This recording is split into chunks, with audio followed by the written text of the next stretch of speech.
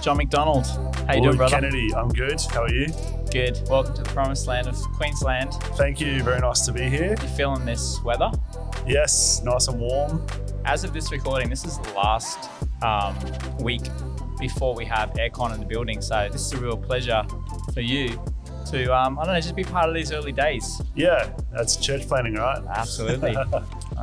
So amazing. Great to have you here, bro. Yeah. One of my long friends, one of my best friends over the years. And we were together in Japan. Yes. But you actually before that too in Sydney. Yes, that's right. Yeah. Early days. You were a youth pastor. I was before I was a youth pastor even. Wow. You're a couple of years older than me. Early 20s, right? Yeah. Something like that. So it's great to have you. Love your family. Love you guys too. And just so everyone knows, like, what's your, where are you at right now and what do you do? Yeah. Okay. So I'm the lead pastor of City West Church, which is in Western Sydney, around Blacktown area, if you know Western Sydney at all. So it's like the middle of Western Sydney, I suppose you could say. What's your rugby league team? That's how I know the areas. I go for the Balmain West Tigers. It's been a long few years for you then. Yes. Yeah, we don't really like to talk about it, but probably if you were living and going for the local team, you're going for the Parramatta Eels. Okay. Yeah, or the Penrith Panthers. Okay. Panthers have had a few good years. Yeah, there's a big bandwagon on the way out of Penrith. Yeah. Yep. Okay, cool. So City West Yes, Church is the name of our church. Yes. You took over that church a few years back. Yes. But it's not a new church. It's been around for a bit. No. City West has a beautiful legacy, actually. Yeah. Next year, 2024, it will be 35 years old as a church. Crazy. In the same communities of, like, say, Seven Hills, Blacktown, Layla Park kind of area of Western Sydney. And just, it's had a few other pastors before me, but it's such a beautiful community that has done a lot of great things for the kingdom of God in the local area, but also internationally with missions and lots of different things. It's awesome. Yeah, there's a beautiful legacy there. I love that. And before that, you were in Fukuoka, planted the church in Fukuoka. Yeah, that's right. In Japan. Yes. So we worked together in Japan. Yes, we did. I was in Osaka, you were in Fukuoka. Yeah. Two still great churches there. So, yeah, absolutely. Yeah. Yeah, it's been a great journey to be part of. Yeah. You came back to Australia to lead, a year and a half or something before me? Yeah, something like that. Mid-2020 we came back. So, 18 months was that about? Yeah. Right? And then I think you were like the first person I called. Like, yes. What should we do? Yeah. So it was great to talk through that with you and Stephanie. Yep. So here we are, man. Here we are, yeah. Who would have thought? Who would have thought? Yeah. We were just joking about this the other night, right? Yeah. A few years back, we would never have dreamed that we're in Brisbane all together. Yeah, let alone Australia, in general. Yeah, it's amazing. Yeah, it's great to be here. It's great to have you. So we want to talk about, a couple of things. Yeah. 2024, our church is on a journey of, learning how to transition from a church culture that has been largely event-based. Right.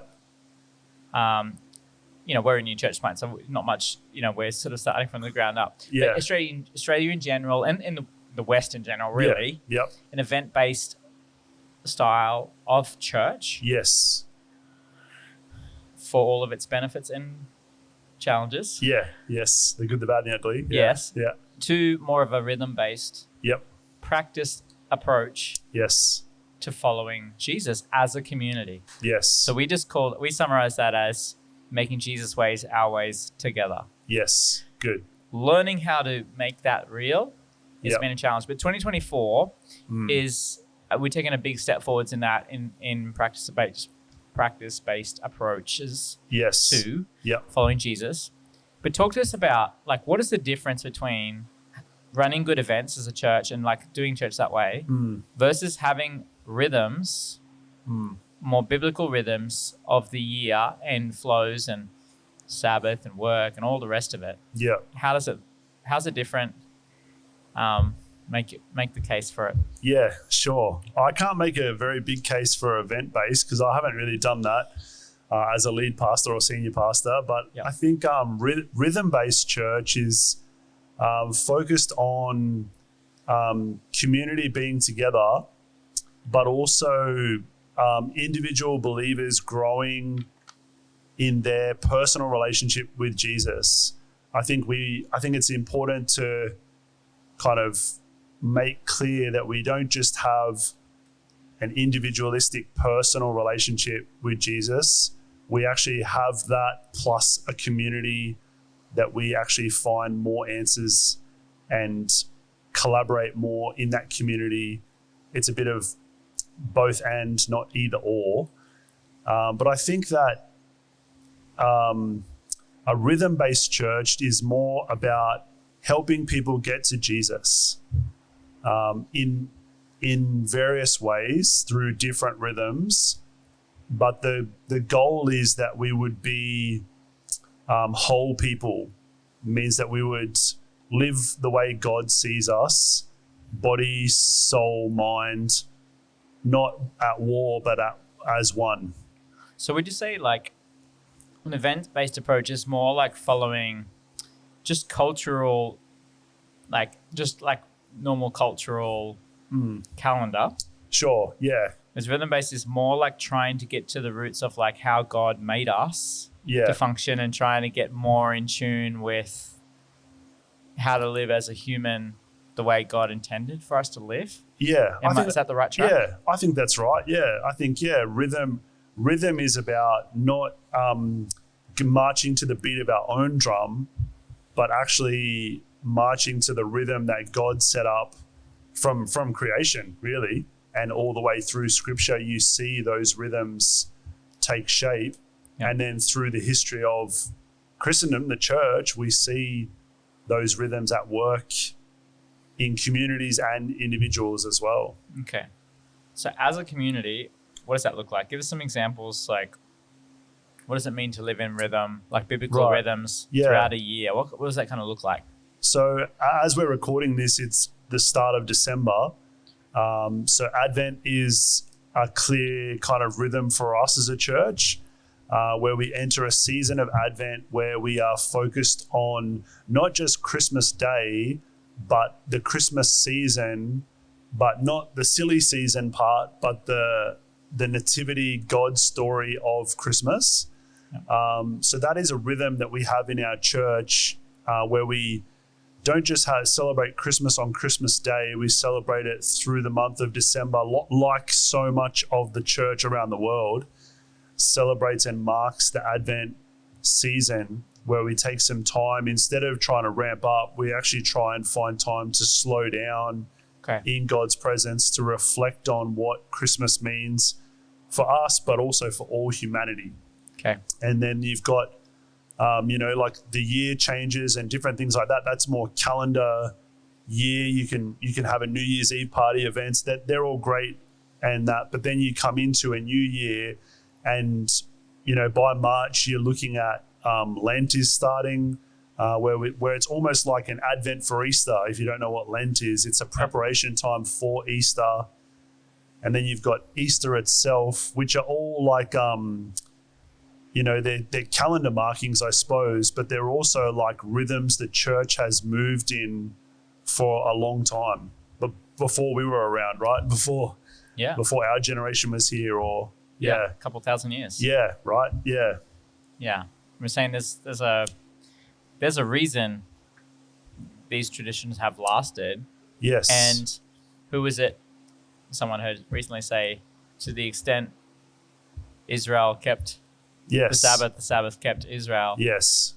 Is a reason why we're keeping these things. Is maybe also because they're kind of keeping us rooted in the God story. Yes. Whereas many of us are trying to add Jesus to our story. Yeah. Yeah. And our calendar, our priorities. Yeah. Our budget. Yeah. Whatever else. Yep. But it's kind of like flipping that. Yeah. To saying, God, what's your rhythm? What's your budget? What's your foundation? And let's build on top of that. Yeah. I think it sounds a little bit scary because it sounds different than the world. Right. Yeah, sure. And are we allowed to live differently in a culture where everyone, social credit wants us to be all exactly the same? Yes. Parrot the same stuff. Yeah. We've been talking about this, but we have, yeah. Yeah. Yeah. Yeah. I think, creation just gives us such a beautiful picture of rhythms, of God at work in rhythm, day and night, land and sea, all those things created rhythms, right, for the world to function, or the universe, maybe we should say, to function. And God was part of that. That wasn't something that God delegated. As God created, rhythm was part of that creation. Yep. And then obviously the pinnacle of creation being human beings, God created us to live inside those rhythms and inside those not systems, that's probably not a nice word to use, it's probably bigger than that, but in rhythm with not just creation itself, but with others, and obviously with God, like the picture of Adam and Eve sinning and God walking in the cool of the evening through the garden is almost like a rhythm, like you would take an afternoon walk with your spouse and debrief a day. It seemed like that maybe what was happening with God and that. And I think H.H. Farmer, who was like a Presbyterian theologian, he said, if you go against the grain of the universe, you get splinters. Yeah, which there's some practical things there but there's also some spiritual principle to that as well. Yeah, so true. Okay, so it's going to look different than my friends live if I live in God's kind of rhythm. Yeah. Are you afraid by that? Afraid? Does that make you nervous or pull back from that, or like, I don't know? I think if you want to make a difference, you've got to be different. A lot of people want to make a difference, but you've got to kind of swallow the pill of, I've got to actually be different to make a difference. I think we see that expressed in our world in different ways. The desire in all of us as humans to make a difference is there, but it does come at kind of not the defining of clear boundaries, I suppose, of how I'm going to live my life. Okay. Yeah. All right. So what kind of boundaries are you talking about? Because it sounds like you're trying to box me in here. Yeah. Trying to take away my self-fulfillment. Yeah, that's my goal. No. Yeah. No, I think if it was me, that potentially could be the case, but I don't think it is me. And I think for thousands of years, it hasn't just been people, it's been God working through his church, which is his bride, in the fact that there's certain rhythms and boundaries that if you would observe it, you wouldn't lose yourself, you would actually find yourself. You would find yourself more in God's boundaries than in removing all boundaries and trying to find everything on your own, so to speak. Okay. That's probably a meta view of that. Sure. So what does some of the rhythms look like for you personally at a personal level? Yeah.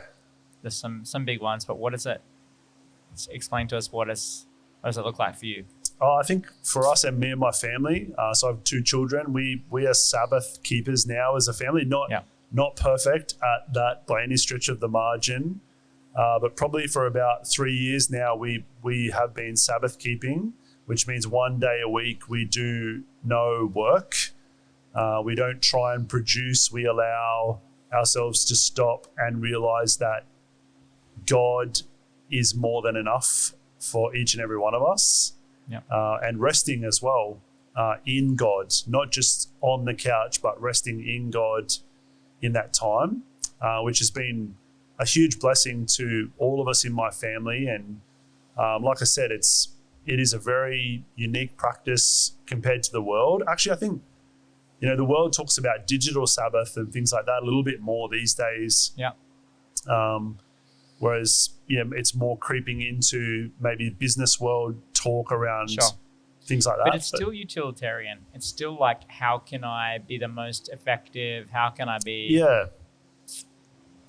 Rest makes me the most, like the highest. Yeah. You're still aiming at productivity as king. Yes. Yeah. Whereas that's maybe a little bit different than what we're talking about. Yeah, that's true. Yeah. Sabbath keeping is not about resting so that I can work harder or be better, maybe. It's more about learning that God's better than maybe I think he is. Wow. By stopping, I realized that, wow, God maybe has been more kind to me this week than I've realized. Wow. God's maybe worked more in my life this week than I realized. And when I stop, I have time to reflect on the week that's gone and how God has been at work in my life. But also, God loves me not for what I do, but for who I am. Huge. I think Sabbath for me is also a reminder that I am not God. Yes. So many things I want to control. Yeah. And I know, like, in our roles as pastors, you can get a lot of your validation from what you produce. Yeah, true. Like many professions. Yeah. Not that I really call this a profession, but Yeah. it can be Yeah. that. So it's a step back from that to say, even though I'm not producing anything, I am loved by God. Yeah. Yeah. And I think, like in most people's line of work as well, the work is never over. You're right. You never get to Friday afternoon and go, you know what? I've got a clean slate come Monday. There's always another hour you could give or another time you could give. And, you can fall into that trap easily. Even as pastors, we can fall into those traps of, if I just give it another hour, another 2 hours, another 3 hours. Yeah. Before you know it. Savior complex. Yes. Sabbath becomes a distant memory. Yeah. Yeah. Yeah, definitely. Yeah. Was it Tom Wright talks about Sabbath being a signpost to what is to come. Yes. Yep. A reminder of what will be fulfilled. Yeah. It's a taste. Yes. Of what will be permanent. Yeah. In the future, in the kingdom of God. Yeah. So interesting. So a lot of people would be this would be a new thing. Okay. Yeah. Okay. Introduction. Maybe even the first time they're hearing about a Sabbath. Okay. And I know there's like a million questions. So what do you do? What are you not allowed to do? Right. You immediately jump to this stuff. Humans do that, right? Yeah. Right, we do that. Yeah. So can you just give us like, I don't know, just like a little overview of what does Sabbath rhythm look like? Yeah. Practically, both for individual and for our church community, because you guys are a couple of years ahead of us. Okay. Yeah. In rolling this out. Yeah. Is there baby steps, or do you just jump straight in? Or Yeah. what does it kind of look like for you guys? Yeah, sure.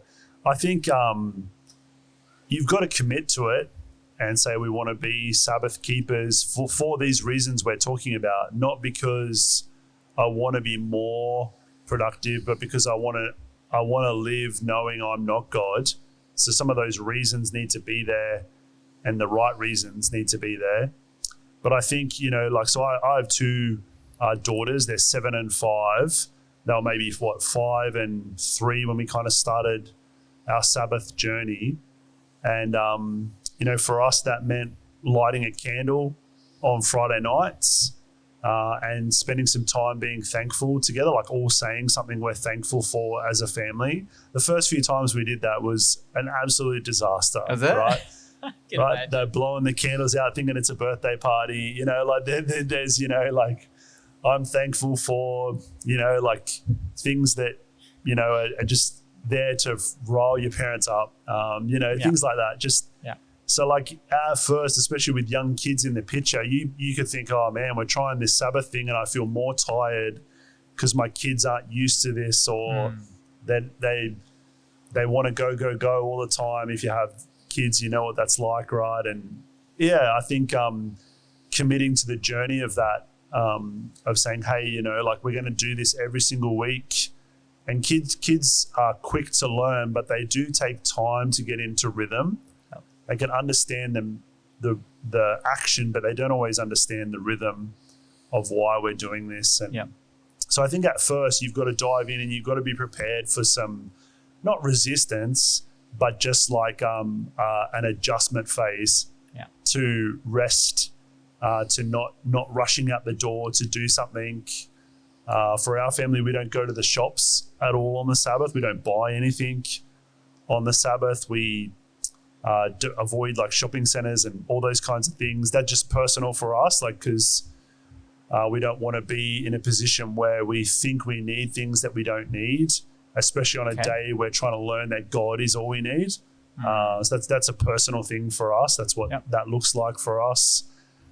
We have a barbecue and we spend time together around the table, maybe longer than we could during the week, talking together, talking about God and his plan for our life and our family comes into that. And also just, mum and dad might do some reading.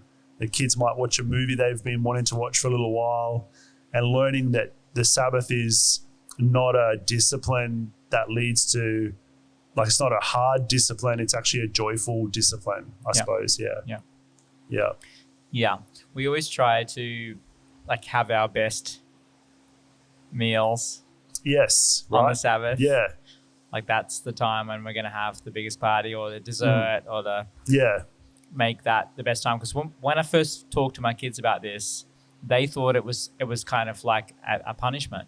Yeah, right. Oh, that's the day we can't do fun stuff. X, Y, Z. Yeah. And I was trying to explain to them, no, this is the day where you get undivided attention. Yeah. In the home, like we're not on our phones. Yeah, we're not, no cell phone. We're not on. Yeah. We're not distracted. Yeah.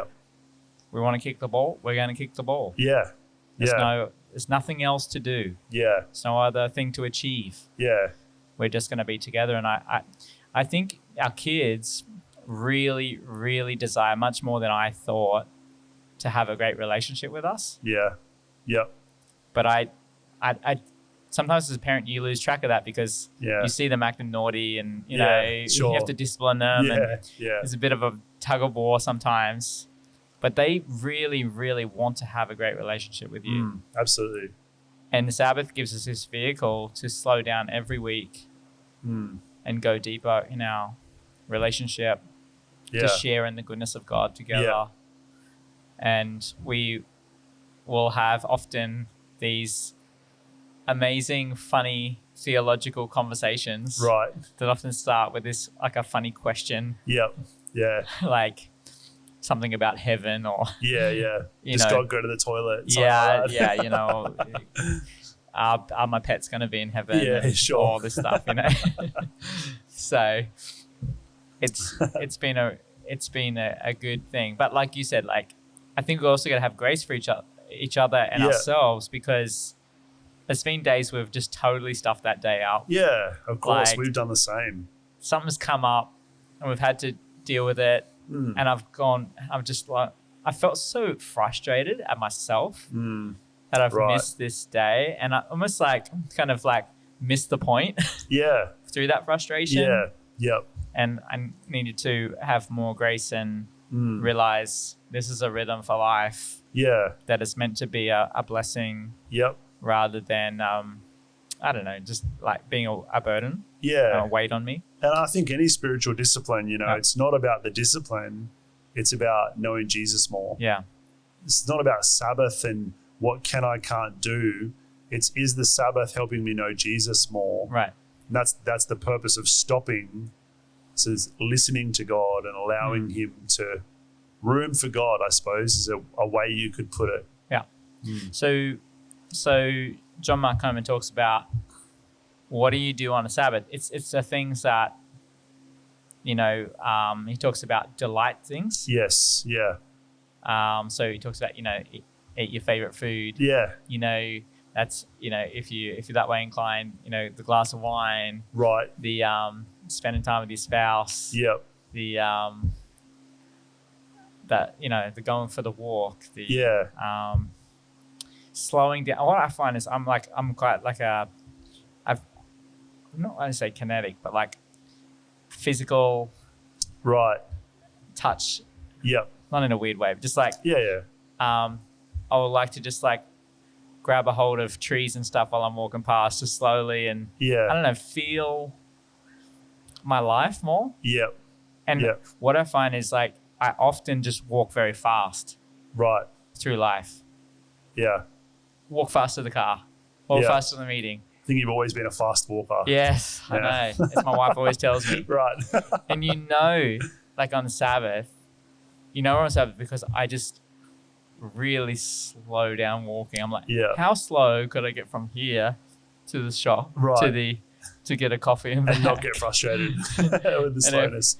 But halfway through it, I'm like, oh, this is so nice. Yeah. This is like informing me for what the week to come. This is probably how I want to live, actually. Yeah. So it's not just about the day, it does have a flow-on effect. Yeah. I think. Rabbi Herschel in his book on the Sabbath said, the Sabbath is the inspirer that inspires all other days. So it's not just about resting on one day, it's about resting in God every day. Even when you're at work, even when everything's going crazy around you, there is a rest there that you can rest in God. Okay. Yeah. So in the same way that we say church is like practice for the week, Yeah. in terms of like, this is not a service that we attend. Yes. No. This is like reinforcing how we want to live Yeah. as a community so that we can go and live Yeah. that way the rest of the week. Yeah. Sabbath in that sense is also similar in that we want to take the rest of God into our lives even as we work Yes. and work hard. Yep. So yeah, it's like preparation. Yeah. Yeah, absolutely. And work well. Yeah. Not just be busy, but work well. Find meaning in the work we do, not just for a job done, but service unto the Lord. Yeah. Yeah. Yeah. Okay. Cool. So you said things like you'll light a candle. Yeah, so we light a candle. And Some people are going to be like, does that mean you're a Catholic? Yeah, no, I'm not a Catholic. I think a candle, it's probably more Jewish than anything. It just helps our family focus. I think with kids, right? If you light a candle, they're drawn to that. And in our home, we light a candle for the Sabbath, the duration of the Sabbath. We have a candle lit just to remind us all, not just my children, but even myself, you can easily start thinking about what's coming up or things that need to be done. Yeah. That comes very quickly, and seeing the candle flickering is just a like a visible reminder. Today's not the day to click into that mode. Yes. It's keep resting. Yes. The candle. So we light a candle. In our family, we order pizza, so no one has to cook, which is always great. And we watch a movie together as a family. I have two daughters, so I'd never seen a Disney princess movie. Now I've seen them all multiple times over. And I still don't know what I think about them all. No, no, it's been great. They love it. And but that would probably be, maybe they would watch a movie after lunch on Saturday as well, but we wouldn't use any other technology in that time really as a family. Like we would use like the oven if we were cooking something, and not full Amish, but more digital, like laptops and computers and phones. Because it's so easy. As soon as I open that laptop and I see that email, I'm like, I'll just respond to one. Yeah. And it's a rabbit hole. Just waiting for it's you. a rabbit hole. Yeah. Before you know it, I'm like online shopping and I'm just again. Yeah. It's always something. There's always something fighting for my attention. So Sabbath is kind of a rhythm, a weekly rhythm. Yeah. And then do you also have holidays? Which kind of leads in together. Mm-hmm. Talk to us about this because we were talking about this. Yeah. Some people, who was the guy we were reading from The Rest of God? I think his name's Mark Buchanan. Yes, Mark Buchanan. He was yeah. talking about a lot of people don't know how to take holidays because they've never learned how to rest on Sabbath. Yeah. So they have holidays, but they never actually rest on the holidays. Yeah. Because they don't know how to rest. Or if they do, they wind down and then they have one more day and go back to work. Exactly. Like that. Takes them 2 weeks to wind down. Yeah. Because you were saying that you feel like that's different for you now. Yeah, I think, we're obviously, and like I said, not perfect, but 3 years into like this rhythm of Sabbathing. And I think another thing to think about with the rhythm of Sabbath is it's not, it's 1 day Sabbath, 6 days work. It's not 6 days Sabbath, 1 day work. That's not the rhythm. It's not about doing nothing all the time. It's about, work and rest is part of this rhythm. But I think when it comes to holidays, we've found, especially we go away in January for 2 weeks every year.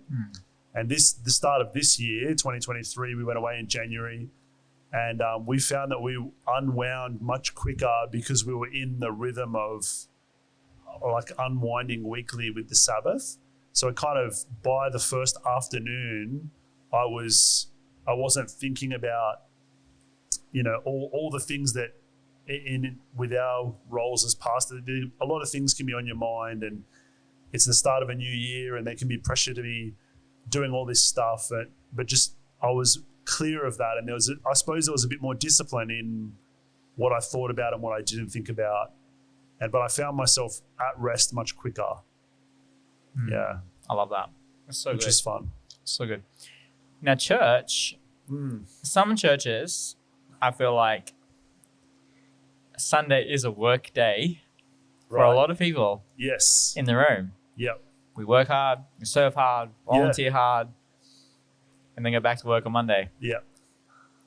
And so you probably do need to have church attendance every second or third week because you're working pretty hard when you're there. Yeah, right. That's become very much Australian culture. Yeah. So what we really endeavored to do here in this space was to make Sunday a non-work day. Yes. Now, it's a work day for me. Yes. Maybe one other person, but it's not a work day for our church. Yep. So we have quite a small church, but more than half of the church is volunteering. Yep. But probably volunteering once every second week, third week, fourth week. Yep. And even that volunteering is not hard work. Yeah. If it is, that's a problem. We need to change that. I feel like that's not. Yeah. Maybe systemically we need to change it. Okay. Like, do we need 30 people on the production team to make sure this is perfect? Yeah. All scrambling here at 6 a.m., going hard to make sure? Or could we organize in such a way that it's a little simpler, but that 80-20 rule? Yep. But you can come at 8:30. Yeah, right. Or later. Yeah. Right. Yeah. I'm always trying to push back these times. Yes. I don't want you to be here earlier than you need to be. Yeah. Because I don't want to be here earlier. Yeah. I mean, I would love to pray and stuff, Yeah. That's not, I don't want to be working hard to do an event. No. For our church. Yeah. I want to just gather our community. Yes. And serve each other. Yep.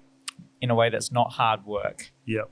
But is part of our hospitality towards each other. Yep. Using each other's gifts. And also letting ourselves be served by other people. Yeah. As well. Yes. Yep. So that it's a bit of it's a nuance, but it's I feel like it's a different starting place and a different goal. Yeah. Than some of what I grew up with. Yeah, sure. Yeah, I think serving in church, right? It is very nuanced. I think, if you are event driven, you will need more volunteers to cover all the areas that need covering. But I think if you are community driven, it's not so much about we need X amount of people. It's we want people using their gifts to bless the body. I think that's beautiful.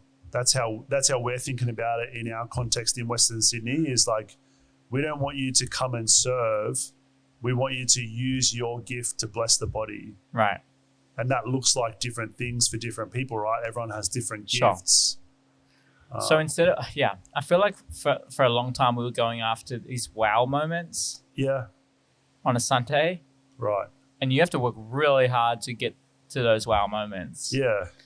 But I guess after doing it for so long, I started rethinking on my own journey. There were some cool wow moments for sure. Yeah, sure. But honestly, most of my life change moments came with me and my Bible. Yeah. Yeah. Honestly, that's where it came from. Yeah. And the community enabled that, like Yes. really helped me in that. Yeah. But like I said in our church, like, who are we trying to impress here? Yeah. We already love each other. Yeah. Right. Like, I already like you. Yeah. You don't need to try to like whip me up Yeah. into a frenzy for you. Yeah. Or vice versa, right? Or vice versa. Yeah. Why am I hyping you up for? Yeah. We already love each other. You Yeah. already want to learn. Yeah. We already have a heart to learn. Yes. So I feel like this, I don't know, maybe authentic is, I feel like an overused word, but people do use that to describe what's happening here in this community a fair bit. It feels like just unpretentious. Right. Even though it looks kind of, well, it doesn't look actually that cool at the moment because it's all like Renault-ing. But it's cool. But that's more art. That's more of an expression of just our fun. Yeah. Our fun with God is Yeah. our art. Yeah. Absolutely. And we love that. Yeah. It's not utilitarian in that, you know, like we're doing this to this end. Like we love the expression of art for God, and we could get into that whole thing. Yeah. But, Sure. We're not trying to be cool. No. Like No, I'm not that cool. Yeah. Neither am I. So, you know, yeah. I gave up on that a long time ago trying to be cool. So, yeah. Yeah. I think, yeah, there's a difference between the expression of the gifts that you have and trying to create something with the things that you don't have in order to impress, right? Yeah. For that reason. Yeah. And I think I'm the same as you. I think back, I've had a few wow moments, but, you know, the most meaningful times, you know, I don't remember what the sound system was. I don't remember X, Y, Z. I remember the person that was there to pray for me. I remember the small group that was there to walk me through different stuff at different points. Yeah. I think, you know, like it's nothing against sound. We all have one, right? You need one in some Yeah. ways, but And we all come from production backgrounds. right. Like that's all our backgrounds, right? Like, Yeah. We know how to do production Yeah. and love that. Yeah. It's fun. But I think just also realizing, I don't know, there's an 80-20 rule here. I think Yes. that works well. Like there's amount of, you know, input that gives you a lot of output. Yeah. But then to get to that, I don't know what measure we're measuring on, but like Taylor Swift or whatever, I don't know. Like, honestly, are we trying to be that? Yeah. I don't, we meet in a school hall, so like we're not going to be that. So what? Like we don't. Yeah. That's not the best we have to offer. Yeah. And I actually don't think that's the reason new people are coming to our church either. Yeah. They're not coming because they want to come to a concert. No.